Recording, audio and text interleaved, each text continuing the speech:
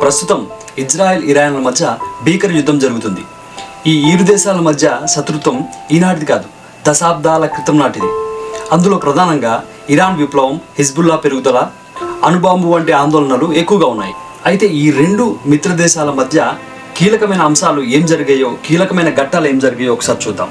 1948లో ఐక్యరాజ్య సమితి ఇజ్రాయెల్ను ప్రత్యేక దేశంగా గుర్తించింది. అమెరికా మద్దతుతో ఏర్పడిన ఈ దేశం మొదట్లో ఇరాన్తో చాలా చక్కటి సంబంధాలను కలిగి ఉండేది. 1979లో ఇరాన్లో ఇస్లామిక్ విప్లవం వచ్చిన తర్వాత ఇజ్రాయెల్తో ఇరాన్ సంబంధాల్లో మార్పు వచ్చింది.